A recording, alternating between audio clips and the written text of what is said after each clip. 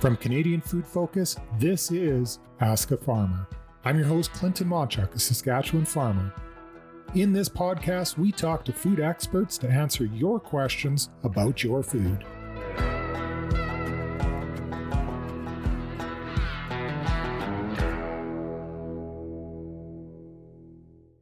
Hi, everyone, and welcome to the podcast today. Today, we're going to be talking a little bit about what Canadians think of our food system and the farming practices that are out there with Canadian farmers and ranchers. So just to kind of set a little bit of the stage with this, and we're going to get into some discussion, I think we all understand that there's a widening disconnect between those who are growing the food in this country and those who consume it. And you can just see with the increased urbanization and farms getting bigger and bigger, less people farming, there's not as much of that communication that takes place between those who are growing and those who are consuming the food. And to better understand how we can kind of communicate to Canadian consumers, we really have to get a better take on what their perceptions are of the industry. So this is where the Canadian Centre for Food Integrity every year does an absolutely awesome survey and publishes a report on kind of the general health from the perspective of Canadian consumers and what their perceptions are of the industry. And we are very privileged to have Ashley Bruner from the Canadian Centre for Food Integrity, who has been part of this survey for numerous years and kind of knows it inside and out. And she's going to explain a little bit more about what some of the results are and really how the survey is done as well. So, Ashley, how are you doing today? I'm doing all right. Thank you for having me. I'm excited to join you today and talk public opinion. Oh, we love it. And for those of us that don't know, my background is economics, so I love stats. I love the surveying. But before we get into that, you want to just give all our listeners a little bit of a background of Ashley and where you come from and what you do and your family, just to get a little bit more background. Yeah, for sure. Academically, I went to school for politics, political science, and public policy. So I'm a big-time politics and policy geek. So love the horse race tracking of who's going to win this week versus that week and all the drama. So I went to school really focused on kind of local issues. I really liked cities and housing, community planning, with no real thought about the food I ate every day and how I came to have it. So from school, I got into political polling, public opinion polling at Ipsos. So I was a quantitative research manager for many years. So designing the questionnaires and reporting them out, really learning that it's garbage in, garbage out, and you have to be very discerning with your objectives and what you want to get out of the research. So that was a great time in my life. And eventually I moved to Guelph and was commuting into Toronto, which was like a 3-hour round trip, to continue to work at Ipsos. So that didn't work out so well. That's when I started my family. My first daughter was born and trying to look something more local. And that's where I found CCFI. I had never heard of the Canadian Centre for Food Integrity. It was a new organization in, when did I join? 2017, 2018. And I had never really, like I said, thought much about food and agriculture. I had done some studies at Ipsos with Foodland Ontario, kind of brand awareness, but nothing really in the weeds, in the fields. So I wasn't an expert on food and agriculture, but I still got the job. And I was an expert on public opinion, on research, on kind of telling the story behind the data. So I was very keen to, instead of doing all these studies and shipping them off and never knowing what the client was using it for, I ended up really sinking into one study and really hitting the pavement with those results. So I became kind of the average consumer of our organization. So working with all these Aggies who knew all the acronyms and the practices and the truth and the myths. So I was kind of that average Canadian asking the dumb questions, asking like, oh, you guys say this, but I read this from this influencer. So being the voice of the people. Yeah. Oh, awesome. It's awesome that you joined the ag industry, and we look forward to learning more about this study. So with respect to the actual surveying that's done by the Canadian Centre for Food Integrity, Maybe explain a little bit how you make this comprehensive survey. How is it done? How many people do you survey, and what is the statistical importance of something so vast and so large?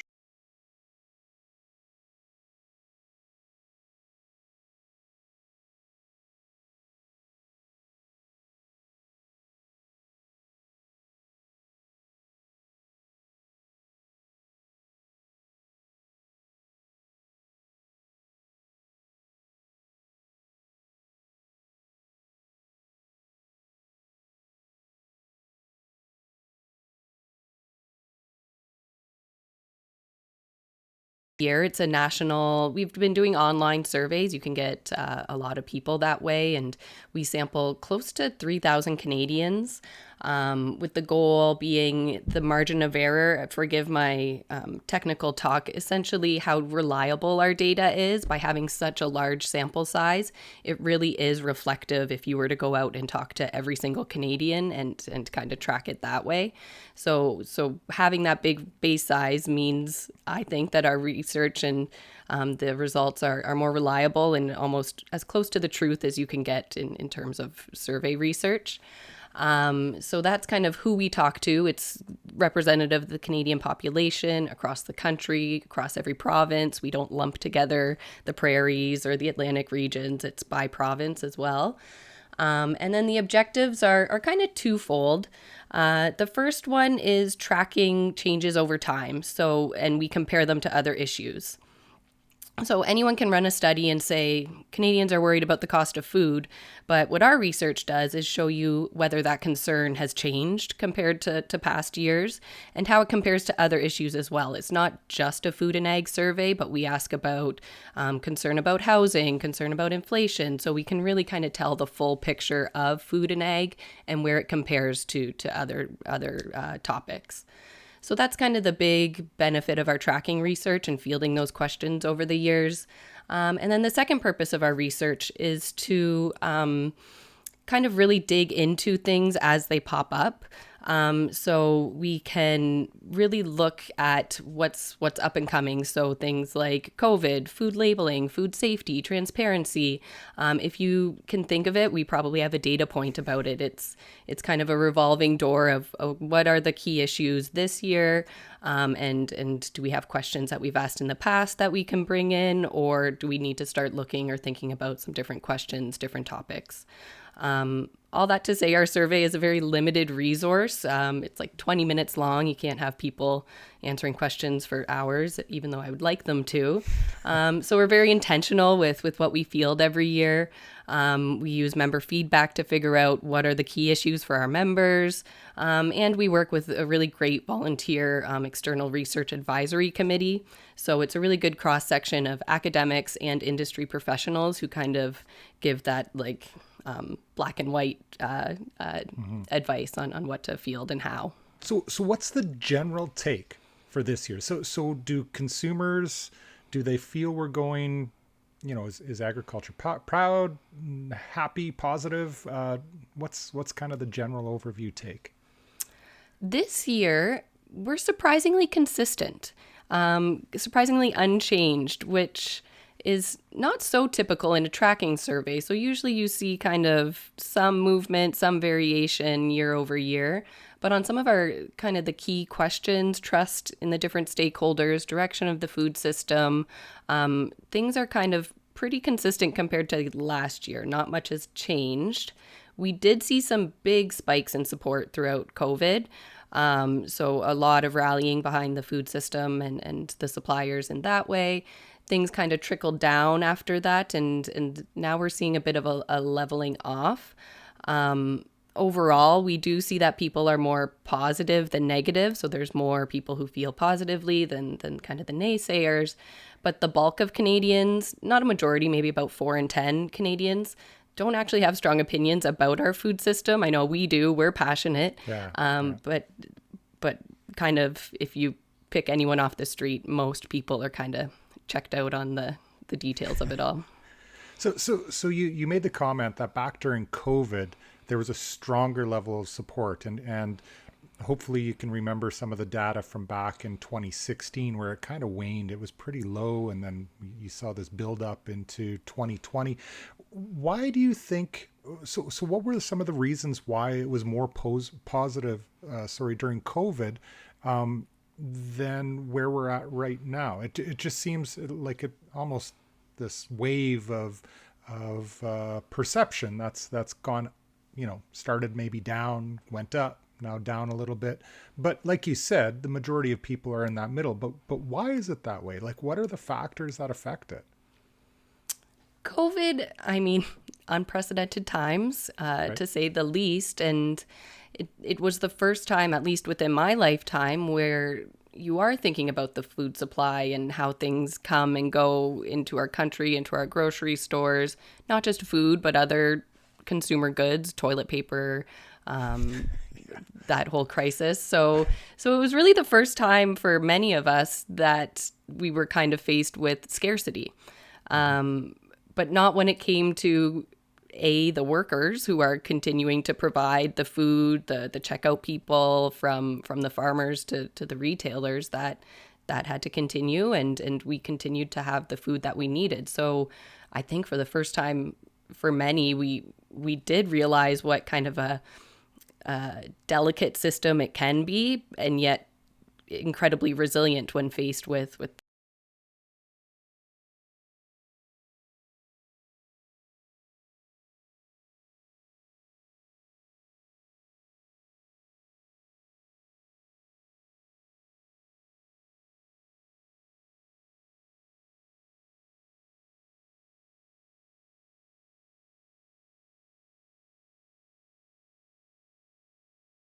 I'm surprised things have leveled off given the cost of food and affordability conversations we're having. I thought results would be worse than last year. Mm-hmm. So I think kind of no news is good news for now, really. So maybe we can actually just get into some of that since we're kind of talking about the pricing right now. So you do measure what are some of the biggest concerns that face Canadians, and you already mentioned that it's just not looking at agriculture; it's looking at a whole list of different concerns that can be out there. Do you want to talk a little bit more about what those level of high level concerns are with Canadians, and how that then affects the food, just the general thought of the food system? Yeah, I was wondering how long it would take for me to mention the cost of food, and 8 minutes it looks like. So here we are. Yes, it's cost of food in our research has always been, we track how worried are you about this long list of life and food issues. So we get people to rank 1 to 10 how concerned you are. Cost of food has always been the top concern. So that is kind of like a constant. Everyone eats every day. Everyone needs to buy food. So it's just kind of in your face every day, every week, every month, spending money on food. But this past year, the concern has reached an all-time high. So not only is it the top concern, but people are more concerned than ever about it. And that affordability piece has really snuck in as we're seeing, again, those other life issues are starting to bump up. So inflation, housing costs, interest rates, we're really getting pounded on many other economic factors that kind of eats away at that wallet share of disposable income for food. So as Canadians are being faced with all those other economic pressures, cost of food has become the issue. And it's interesting because you usually see that the transactions that take place on a weekly basis, you see them more often. So for example, if you're filling your vehicle up with fuel, you see it every week or two, right? That if the price of gas goes up or down, similar to food, right? So you see those factors more often, even though, as a typically, at least in the Canadian budget, it's a smaller portion of your disposable income than, should you be in the European Union or, another country. But it's interesting how you see that, and as a result of that, it becomes this high level concern, right? Mm-hmm. And Yeah. that perception is reality. I mean, it's cold comfort to tell someone, Yeah. go live in Germany, and you'll be more thankful about your grocery bill now. But Especially I live in a border city, being so close to the US where food costs are pretty low and relative to ours for different reasons, obviously, but comparison is a thief of joy or something like that, I've heard. So what are the other areas that you measure as transparency? So, what did you find with this year's data when it comes to transparency, and what do you feel can increase this level of transparency within the food industry as we kind of move forward into the future? If I had a succinct answer, I'd be a much richer woman, but you're right. We track it.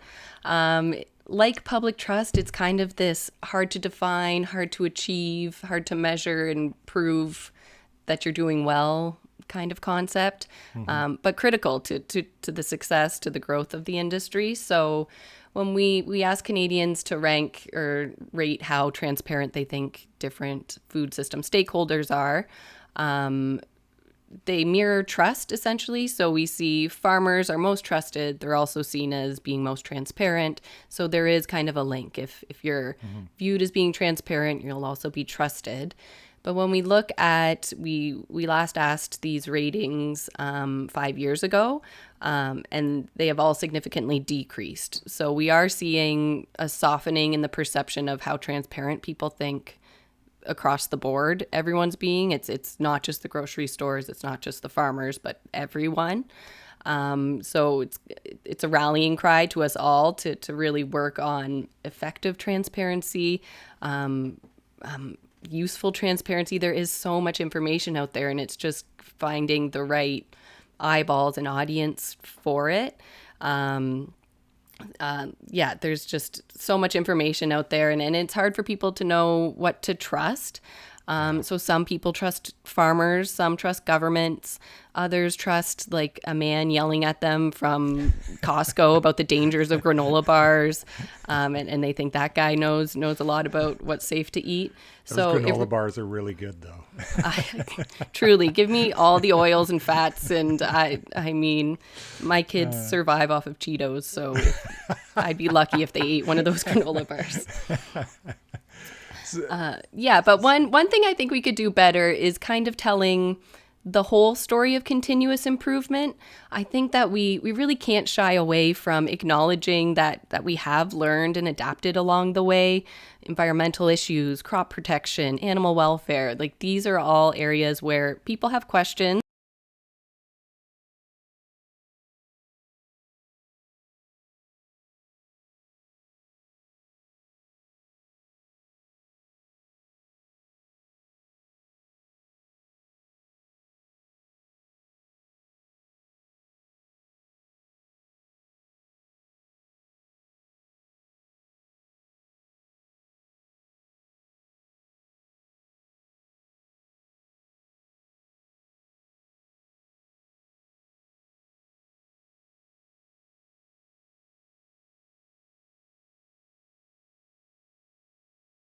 Governmental agencies, it's not as strong as what I would have thought. And is there a reason, or is it just a general distrust in government? I don't get it, because I've lived in a developing country before. It's just interesting. Maybe you have some more insight into why consumers feel this way. You're right. I think at the heart of it, Canadians do understand how safe our food is. So they know that our regulations are ensuring safety of food. When people say that they have good feelings towards the food system, regulations often come up. They do come up on the other side as well. Over-regulation, too encumbersome, creating high costs of food. We do see that a little bit. But I think that it's an unsaid expectation that our food is safe. So it's not a front of mind concern. I know you're at the heart of it and facing it all. So I'm sure it's frustrating to you. But again, the average consumer isn't thinking like, what's CFIA up to today, or what kind of new regs are they rolling out? So I would say there's maybe not skepticism, but confusion. I think people don't know probably even about the CFIA or the difference between provincial and federal regulations. So I think our data shows people are confused, maybe not skeptical. Anecdotally, I as a consumer myself outside of this world, I can imagine hearing about certain countries banning this dye or this ingredient or this or that would raise questions about what's going on in Canada and why or why not we're making those decisions. And I think people probably just conflate government with politicians. I think Yeah. maybe we give people too much credit in terms of knowing the difference and but at the heart of it, people know our food is safe and it's not a top of mind concern. Yeah. So this kind of brings us in the podcast to our fun farm fact, and we talked a little bit about it. But did you know in the last 4 quarters, the consumer price index for food and non-alcoholic beverages increased an average of 12.6% for OECD countries? However, only 9.7% for G7 countries and only 9.5% for here in Canada. This is information from the OECD, which is the Organization for Economic Cooperation and Development. And just a little bit on this. So we talked a little bit about, food inflation as it relates to Canadians, and this is a high level concern. But that level of change that's been happening has actually been slower here in Canada than when you look at other developed countries. And it's kind of interesting to look at that. Any thoughts around that, Ashley, as to, why, or maybe we should be just applauding the Canadian system a little bit more for trying to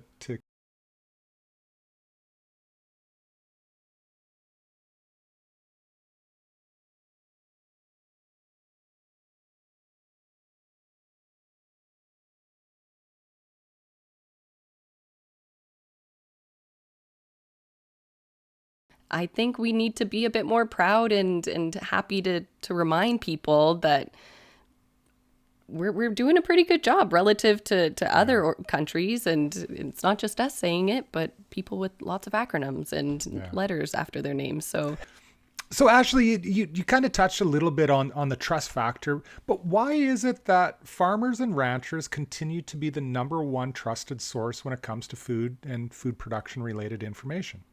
you're right. It's like cost of food being the most important worry among Canadians. Farmers are the most trusted stakeholder, and that's always been the case in our research.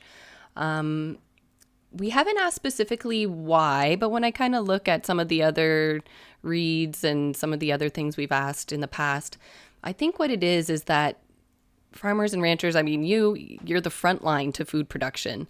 So I think it's almost the consumers and farmers and ranchers have kind of the same vested interest that your benefit is tied to ours. So producing safe, nutritious, sustainable food is what a consumer would want, and it's what a farmer or a rancher would want to do as well to ensure their economic success, but also feeding the world. So Clinton, I'm curious, you use our research a lot. You're a big advocate and amplifier. I appreciate it.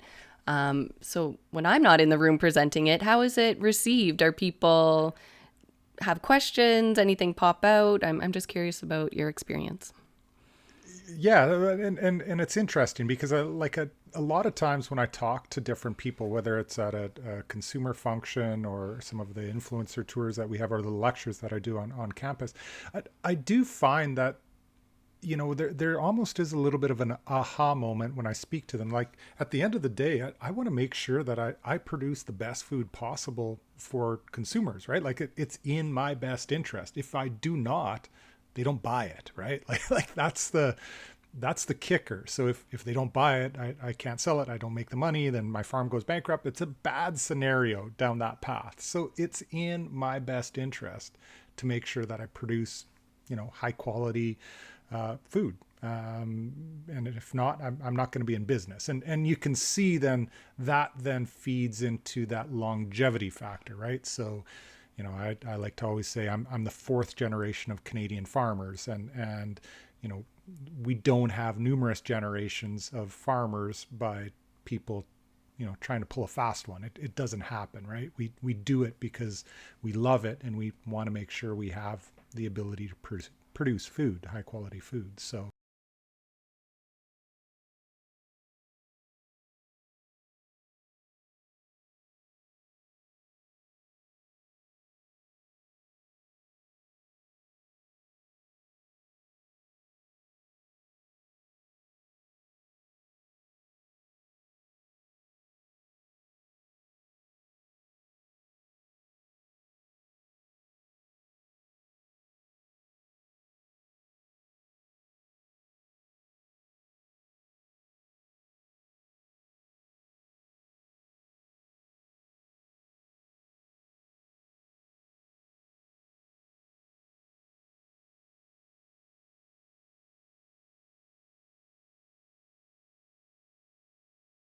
positive perception of the industry. So one of the other areas that you kind of touched on was around sustainability, and because there's a lot of different viewpoints out there on what it is, but it'd be interesting, I think, for all our listeners to understand what the general public views sustainability as when it comes to the food system. Yeah. For consumers, it is almost singularly environmental impact. So it's very much sustainable food has a positive or neutral impact on the environment when we ask them. In terms of like tangible decision making things at the grocery store to gauge that environmental impact, there is a lot of confusion. Some shortcuts are packaging, local. People assume less miles means better impact on the environment. But they're definitely missing kind of that fulsome look of sustainability that I think people in the industry, that ESG, the triple bottom line. So the environmental is important, but that social aspect, even economic sustainability is important as well. You need to make money in order to do your job. So it's very much that environmental piece. But people are open. We did some message testing in the past about what kind of giving facts about our industry, how many people we employ, our contribution to GDP. So that economic piece really does resonate with Canadians as well. So I think we need to give Canadians a bit more credit and kind of telling a fuller story about how sustainable our food is, not just environmentally, but those other metrics as well. So you did an actual it was a survey or a question asking about different practices on farms. And I found it interesting because I think there was one on cover crops, there was one on irrigation. I can't remember what the third one was, and then direct seeding or minimal tillage. So different practices that you could do, and ask consumers to say like which ones would be more favorable in terms of kind of an overall sustainability piece. And kind of curious as to why the results kind of looked more positive on, say, cover cropping and irrigation as opposed to the direct seeding minimal tillage. And for everybody that's kind of trying to understand my lingo right now, so direct seeding or minimal tillage just means exactly that. We're trying not to disturb the soil, and it sinks more carbon into the soil, more environmentally friendly. And from my perspective as a farmer, right, the that is the biggest benefit on the soil, because there's no erosion, there's from wind or water, and it keeps that soil where it is and increases organic matter over time, and just makes healthier soil. But that's not necessarily what the data kind of showed, right? So just interesting to hear your take on it. Yes, we have a little infographic on our website, It's Good Canada, some different environmental practices across the food chain. So at the farm level, retail, things like that. Generally, people see these practices in a favorable light. I was looking at the data, particularly baby boomers, actually. The older generations really see the importance and how effective those practices are. But again, back to that earlier point, most are unsure. So while a majority think generally, yes, these practices are okay, specifically that minimum tillage piece, it wasn't that people thought these aren't effective practices, but that they just didn't know, very much in that neutral middle category. And I think what it comes down to is that Canadians understand like the basics. So people can wrap their heads around the importance of water conservation, limiting food waste, and preserving soil health. But when you kind of get into those kind of specifics that we think are self-explanatory, we lose them. So it's really kind of getting back to those basics, as well as tying it to kind of those more day-to-day issues, cost of food. So if we can draw the line between what we're doing here that saves the environment and saves you a couple bucks, I think that's the story to tell. Yeah. Yeah. And you're right. Like it is like sometimes we get so into, and that's my life, right? Growing food, but we get so into some of these specifics that we fail to understand the overall and again, trying to understand the perspective of those who live in downtown Toronto, right? So one of the last questions that I have for this podcast, and it gets to a comment or an observation that was made in the research in the report, and it said, winning the marketing battle can sometimes cost you the public trust war. And it's really profound. Like I really love that statement, and it's a great observation. But can you explain a little bit fuller so our listeners kind of have a better understanding around that? Definitely. And I think I'll back it up about our organization at CCFI. We're very much trying to all be on the same team, all try to grow trust and awareness and engagement with our system. So we're really not a body that advocates for one practice, one type of food or another. So we are kind of able to be the high level look at things. And essentially what that research and what that little insight meant is that kind of specifically disingenuous misinformation marketing claims essentially is what I worry about. Trying to create kind of a distinction where none exist, that ultimately confuses the consumer.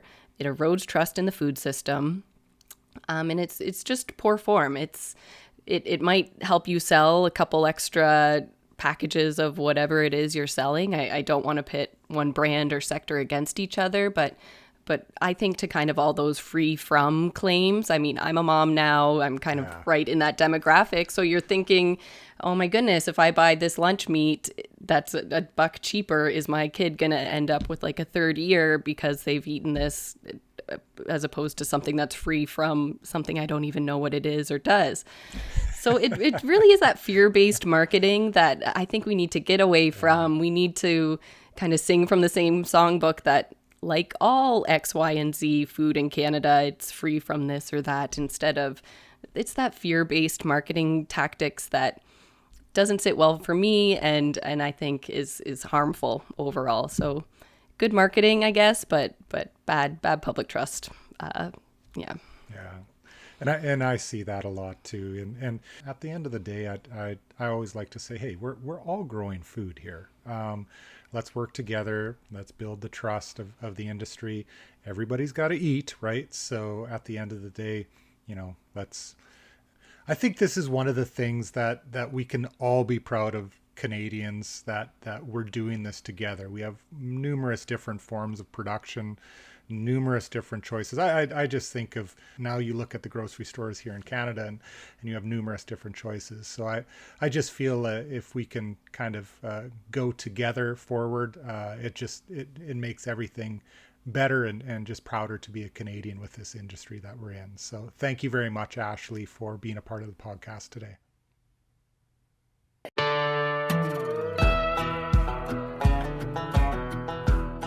To listen to the full podcast or others in our series, search Ask a Farmer on your favorite podcast directory or find the episode on CanadianFoodFocus.org. From all of us at Canadian Food Focus, we wish you great health and good eats.